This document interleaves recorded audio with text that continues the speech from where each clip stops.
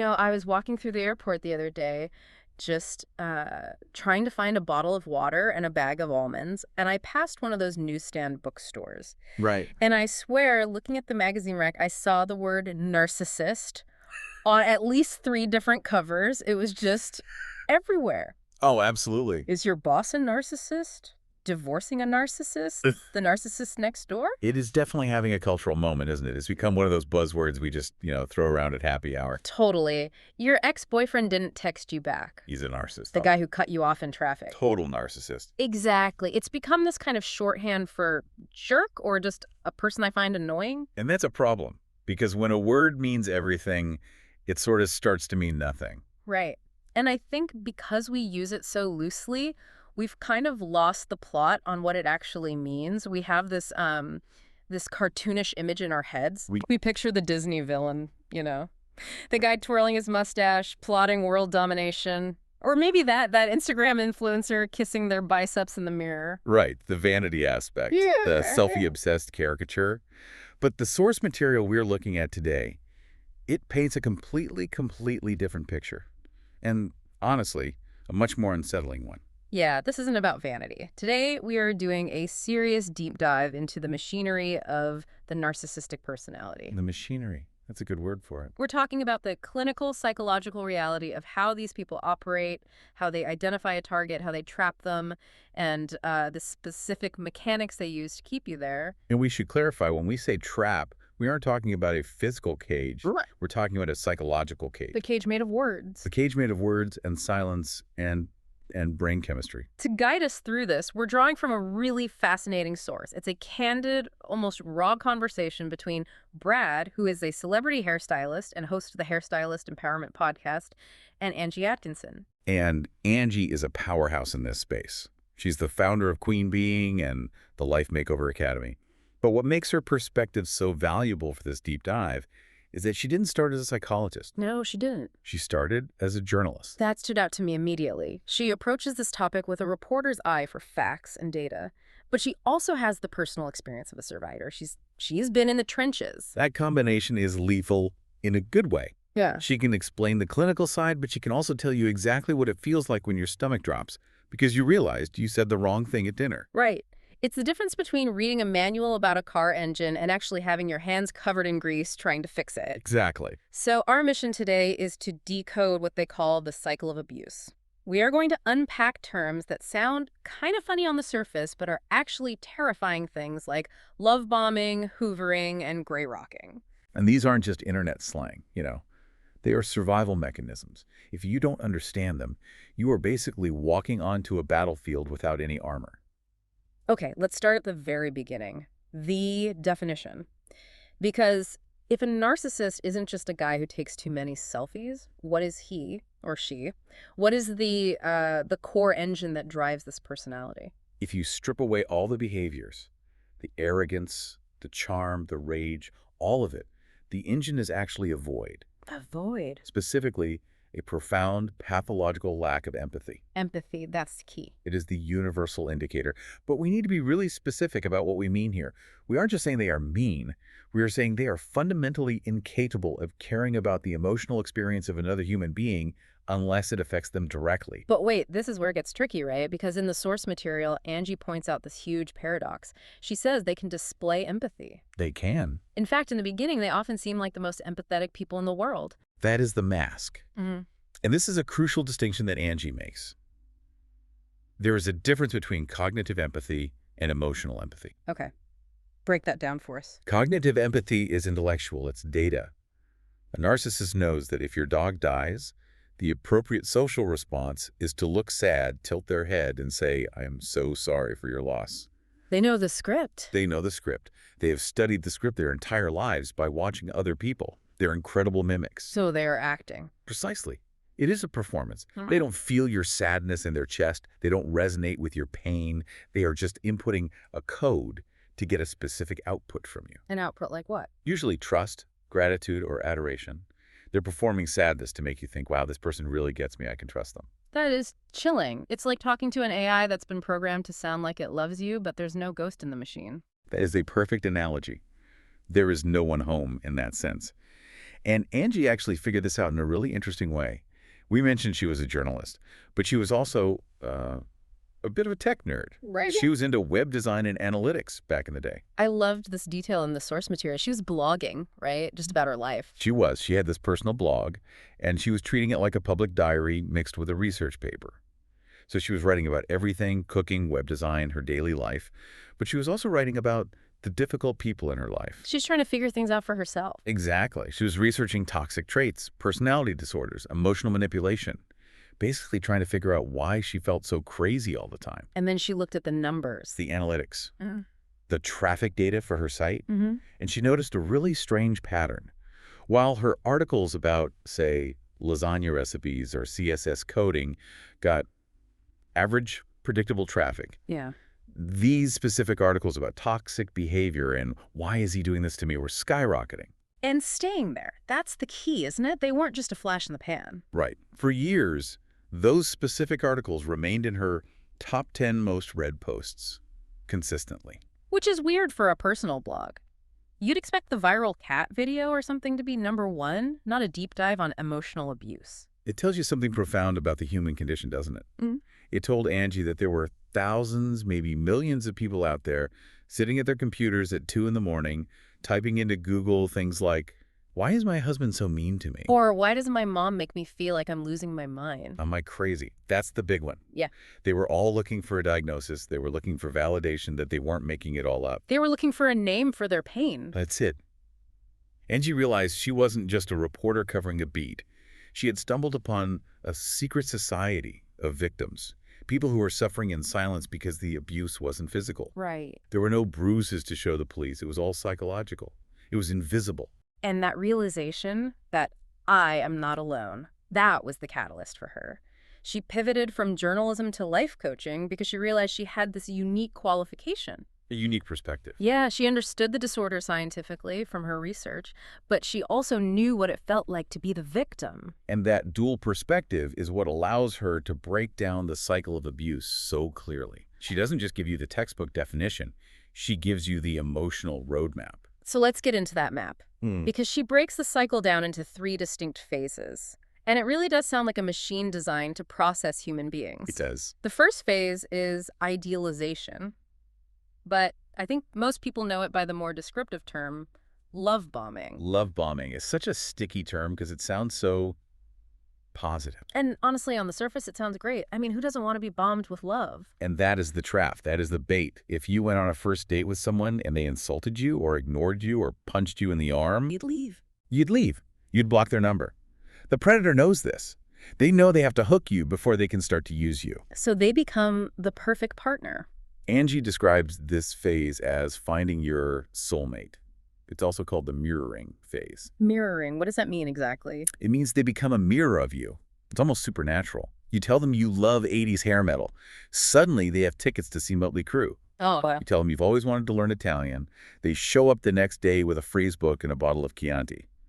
They like everything you like. They hate everything you hate. It's uncanny. It creates this intense feeling of, where have you been all my life? You understand me like nobody else. It feels like destiny. It's manufactured destiny. But if we connect this to the bigger picture of manipulation, what is actually happening here? The narcissist is performing what Angie calls data mining. Data mining. That is such a cold corporate term for dating. It sounds like something from an IT department. But it's brutally accurate. When you are lying in bed with them, staying up until 4 in the morning, sharing your childhood traumas, your biggest fears, the things your parents did that hurt you. You think you're building intimacy. You think you are bonding. You're being vulnerable, which is what healthy people do to connect. And they are taking notes. They are building a dossier. They are filing away every single vulnerability. Oh, her dad abandoned her. Good to know. I can use that later to make her feel insecure about me leaving. Wow. Oh, he's sensitive about his intelligence. I'll remember that for when I need to make him feel small. Yeah. Every secret you share is a button they can push later. So the pedestal they put you on, it's basically a trapdoor. It is a setup. This will lift you up high so that the fall will break you. And that brings us to phase 2. The switch. Devaluation. This is where the mask slips. And usually it isn't an explosion. It's not like they wake up one day and become a monster. It is insidious, It's the boiling frog effect. Right, the boiling frog. Can you just remind the listener about that analogy? Sure. If you throw a frog into a pot of boiling water, it jumps out immediately. It recognizes the danger.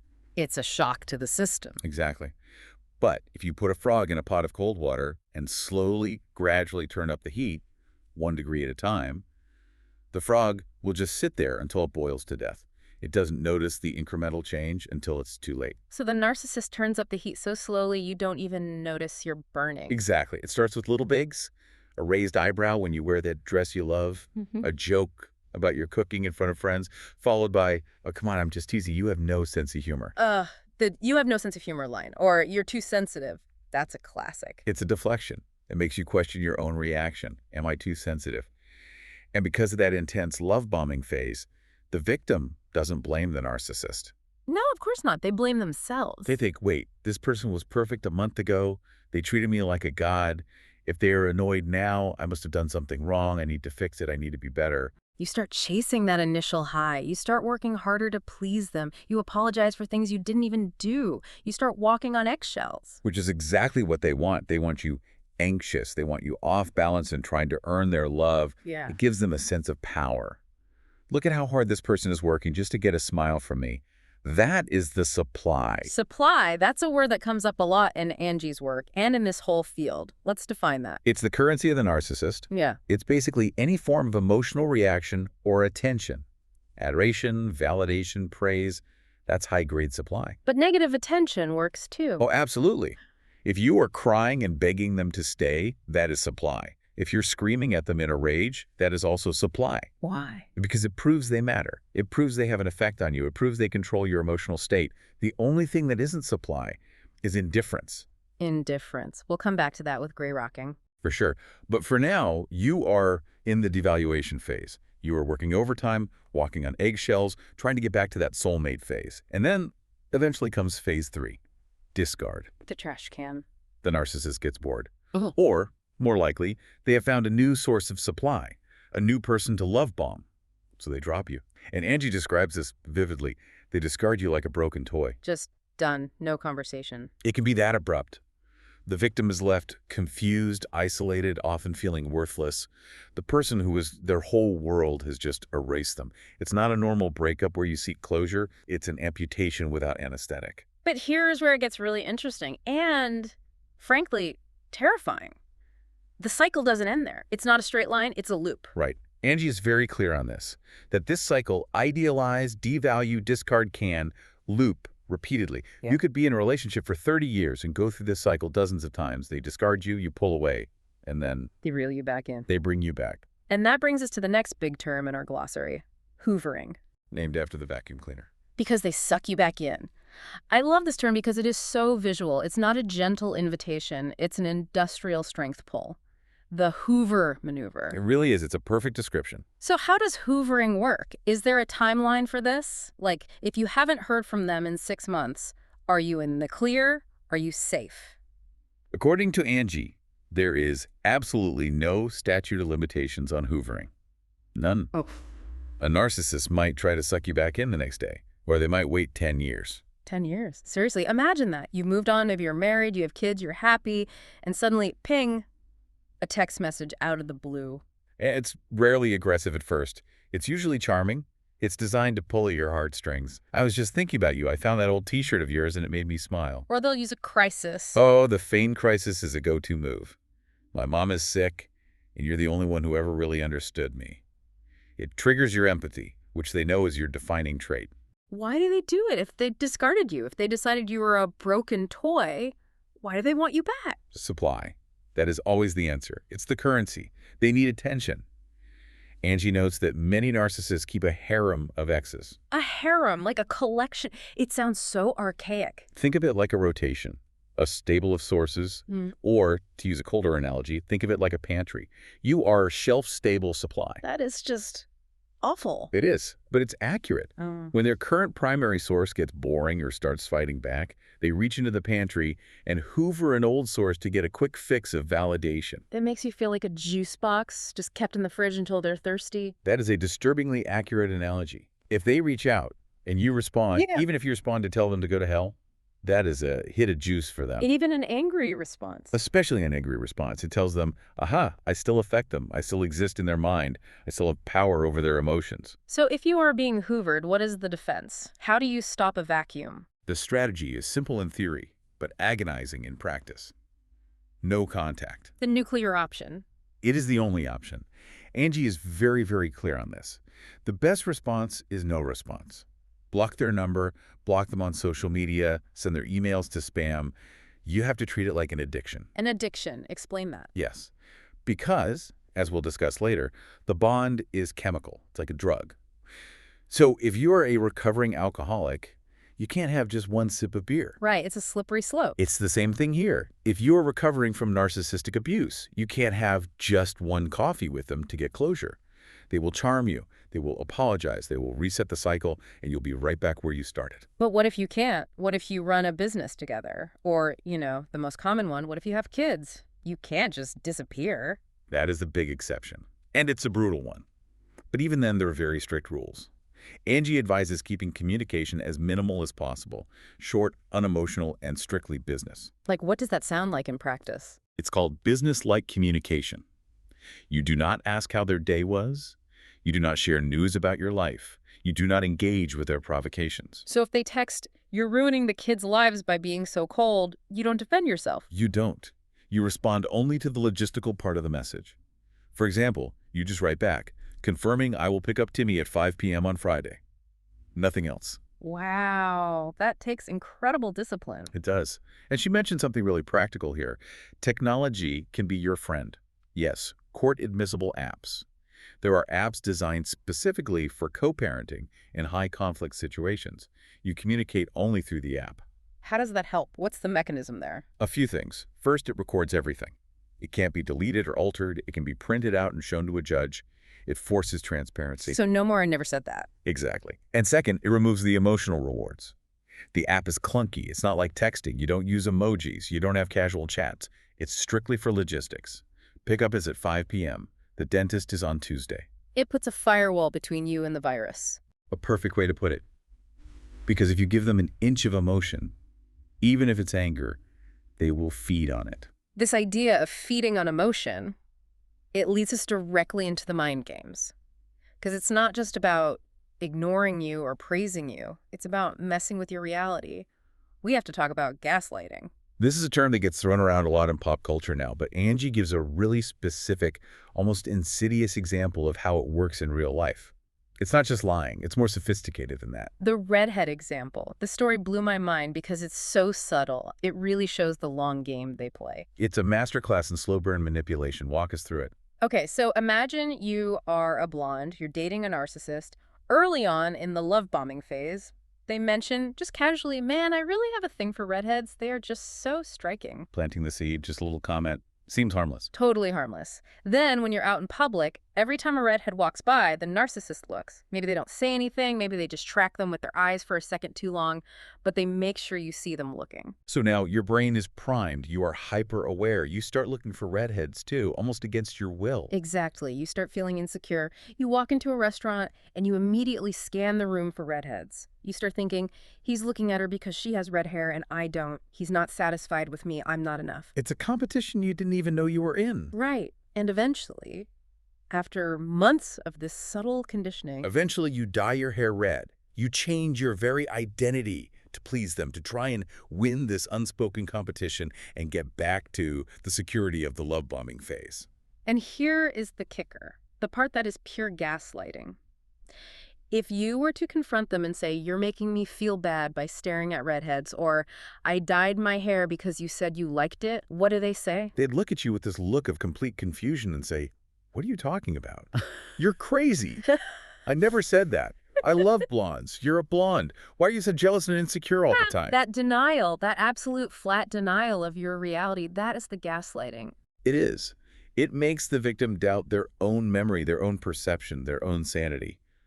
Maybe I am just jealous. Maybe I am imagining it. Maybe I am crazy. It's psychological warfare. It's designed to make you distrust the one person you should be able to trust, yourself. It is. And it keeps the victim off balance. If you are constantly questioning your own sanity, you don't have the mental energy to question the relationship. You're Yeah. too busy trying to find solid ground. But there's another layer to why people stay, right? We talked about love bombing, but there's a mechanism that keeps people hooked even when things are 99% bad.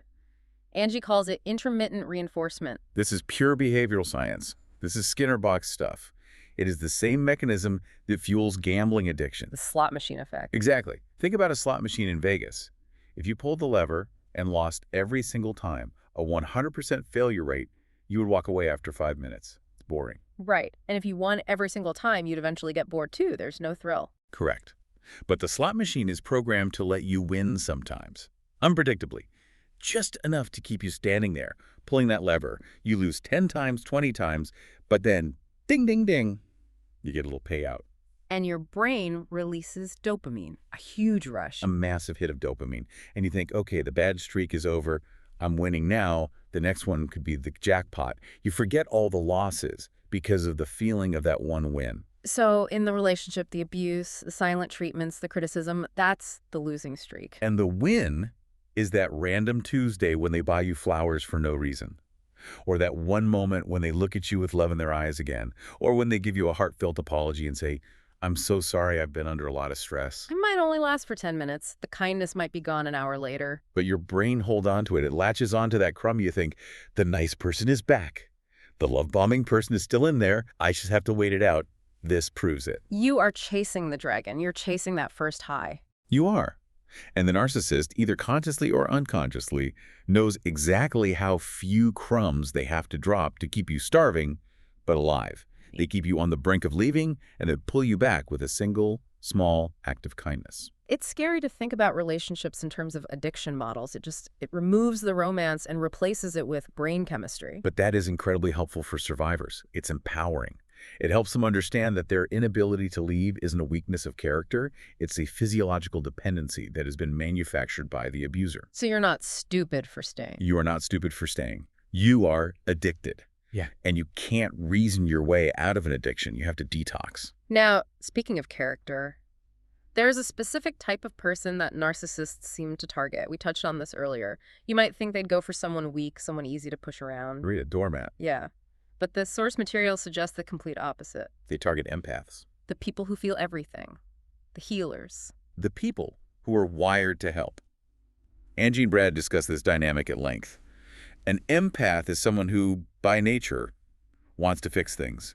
If they sense extreme emotion in someone else, they rush in to soothe it. They feel your pain as if it's their own. And the narcissist can spot this from a mile away. They test for it early on, in the first few dates. They will manufacture a crisis, a big drama, a tragedy, a sudden illness. My car broke down and I'm stranded an hour away.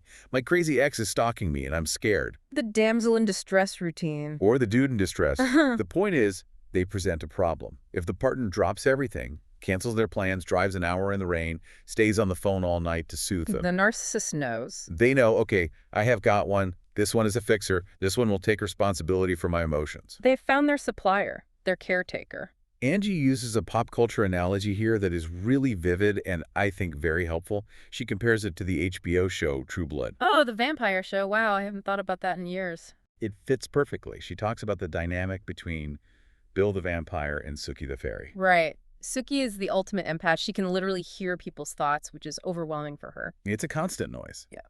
And Bill is the narcissist, the vampire. In the show, Sookie is attracted to Bill because he is quiet. His mind is silent to her because he's undead. So to her, he feels like peace. He feels like a break from the noise of the world.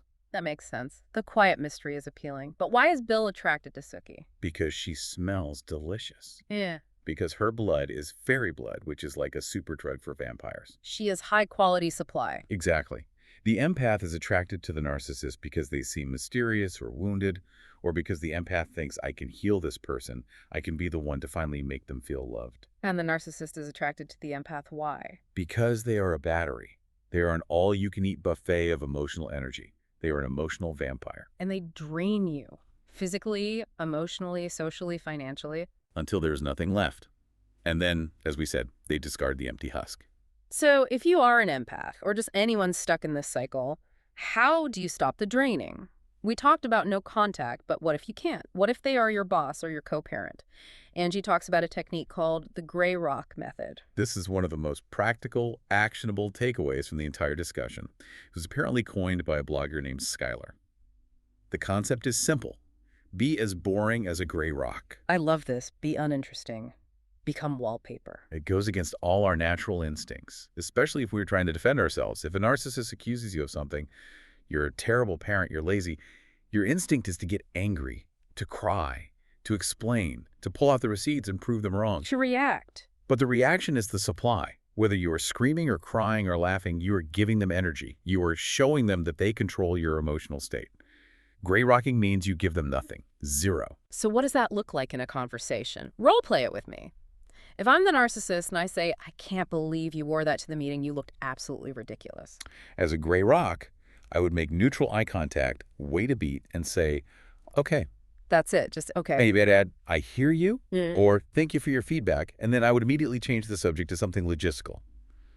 Do we need to pick up milk on the way home? I don't engage with the insult at all. No defense? No, actually, everyone said I looked nice. No explanation. None. No facial expressions, no tone variation. Your voice is flat. You become visible, but utterly uninteresting. You turn yourself into a piece of furniture. Exactly. Angie compares it to handling an angry customer in retail. You know that voice you put on? I understand, ma'am. I can process that return for you. You don't take it personally. You don't scream back at them. You just process the transaction efficiently with zero emotion and move on. And because you aren't giving them the drama they crave or the adoration they want, they get bored. They get bored.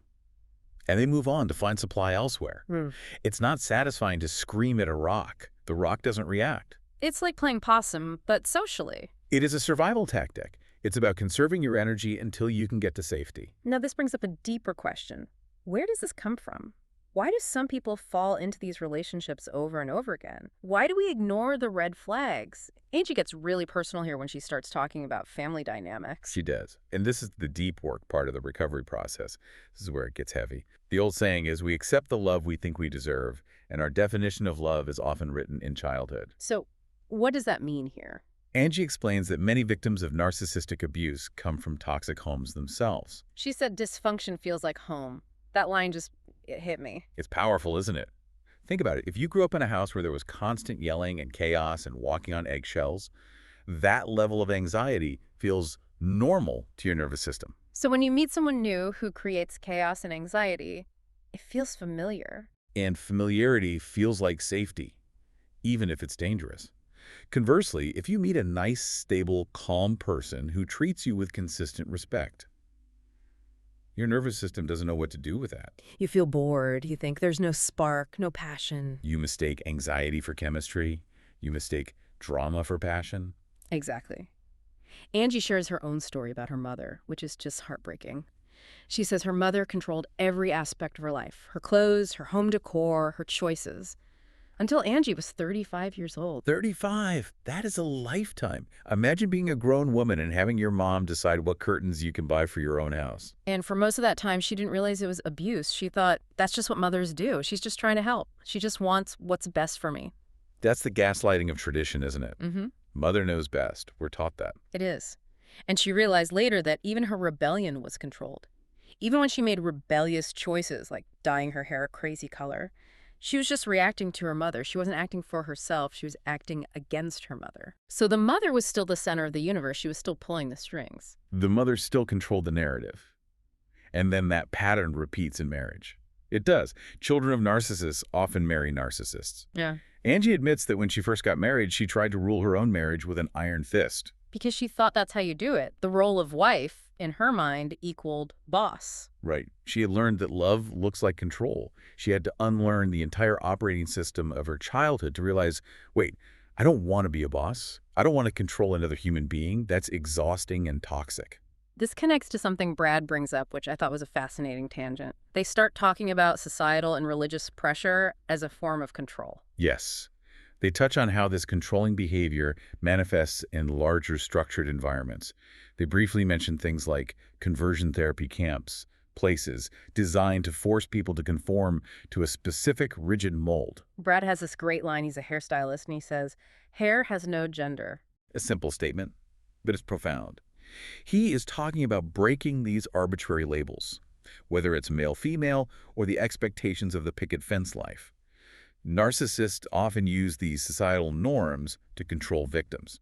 How so? Give me an example. A good wife would have dinner on the table. A real man would provide more money for his family. The Bible says you have to forgive me and turn the other cheek. They weaponize tradition. They weaponize religion. Exactly. They use these external standards to make you feel guilty for setting boundaries. So breaking free from a narcissist often means you have to break free from those societal scripts too. You have to define for yourself what a good life looks like. Which leads us to the light at the end of the tunnel, recovery. Because this deep dive isn't just about the problem, it's about the solution. Angie talks about the epiphanies that survivors go through. She outlines 3 major realizations, like milestones on the road to healing. The first is simply, I am being abused. Which, as we said, is so hard to see when it's emotional, not physical. Right. There are no bruises to point to. You have to learn to validate your own pain, to trust your own gut that says, this is wrong. What's the second epiphany? I am not the bad person they said I was. Reclaiming your identity, undoing all the gaslighting. For sure. It's realizing that you're not too sensitive or crazy or lazy. You were just reacting normally to an abnormal, abusive situation. And the third, which is arguably the most powerful, I am not alone. The power of community. Narcissists thrive on isolating their victims. They drive wedges between you and your friends, you and your family. They want you on an island where they are your only point of reference. Finding a community hearing other people say, wait, that happened to me too, shatters that isolation. It validates your reality. Angie mentions her book, The Evolution of Echo. Yes, it's an anthology written by 21 different survivors. The title is a direct reference to the Greek myth of Echo and Narcissus. Right. We all know Narcissus, the guy who fell in love with his own reflection in the pond and stared at it until he wasted away. But we forget about Echo. Who was she in the myth? Echo was the nymph who loved him, but she was cursed by a goddess. She could only repeat the last words spoken to her. She literally lost her own voice. She just faded away until she was nothing but a sound, an echo of someone else. That is heartbreakingly accurate. The partner becomes an echo, losing their own voice, their own opinions, just bouncing back whatever the narcissist wants to hear to keep the peace. So recovery is about evolving from echo back into a whole person. It's about finding your voice again. Learning to speak your own words, your own truths, not theirs. And Angie has built quite the infrastructure for this, the Life Makeover Academy. It's a school for survivors. They focus on personal development, divorce recovery, self-care. It's about rebuilding the self that was systematically dismantled by the abuser. And Brad mentioned something called the Empowerment Cruise. Which on the surface sounds like just a fun vacation, but it's actually a therapeutic tool. It's about creating a safe space for survivors to reclaim joy. Why do they need to reclaim joy? Isn't that something you'd want after getting out? You think so, but the narcissist usually ruins holidays, vacations, birthdays, and special occasions. They hate it when the attention isn't on them. So survivors often have deep-seated trauma associated with travel or celebration. So the cruise is it's like exposure therapy for happiness. Exactly. Learning to have fun again. Yeah. Surfing, dining, socializing, all things the narcissist often ruined or forbade. Yeah. It's about proving to yourself that you are allowed to be happy. You are allowed to take up space. You know, we've covered a lot of ground here, from the lack of empathy to the vacuum cleaner tactics. It is a comprehensive landscape of manipulation, for sure. So if we boil this all down, what does the listener need to take away from this? What is the core truth here? I think the summary is this. Narcissism isn't just vanity. It is a predictable cycle of idealization and devaluation, designed to control you for the purpose of extracting supply. Oh, okay. The narcissist collects data to hook you, then uses that data to break you. And the exit strategy? Yeah. It requires 3 things. Awareness, seeing the cycle for what it is, then strategy, which is gray rocking to starve the supply and make them go away. And finally, discipline, which is no contact to break the chemical addiction. And reestablishing your own self-worth throughout that whole process. Crucial. That's the foundation of it all. You know, there's one aha moment that I think is lurking in all of this source material, a final piece of the puzzle. We often confuse intensity with intimacy. Yes. That is the fundamental error, the miscalculation that lets the whole thing start. The love bombing phase is intense. It feels like a drug. It feels like fireworks in a Hollywood movie. But true intimacy, that requires empathy. It requires vulnerability, and that is the one thing the narcissist cannot provide. They can give you the fireworks, but they cannot give you the fireplace. Fireworks versus fireplace. I like that. Fireworks are exciting, they're a spectacle, but they burn out fast and leave you in the dark. A fireplace is steady, it's warm, it sustains you through the night. The narcissist has no wood for the fire. They can only provide the flash. I love that. And here's a provocative thought to leave you with. We often look at victims of narcissists and we ask, why were they so weak? Why did they let this happen? There's a lot of victim blaming. A ton of it. What? But Angie and the source material suggest the complete opposite. Right. Narcissists don't target weak people. They target the strongest, most empathetic, most intelligent, most vibrant people they can find. Why? Because they need high-quality supply. They want a challenge. They want to break a thoroughbred, not a donkey. Breaking a weak person is too easy. It doesn't prove their superiority. But breaking a strong, successful, beloved person, that's a trophy. that's a trophy. So if you have been a victim, it doesn't mean you were a failure. It means you were a prize they wanted to possess. And when that trophy decides to get up and walk off the shelf, When the empath finally blocks the number and goes gray rock, the narcissist is left with nothing. just their own reflection. And as the myth tells us, staring at your own reflection is a very lonely way to die. That is a deep dive. Thank you for listening. Take care of yourselves.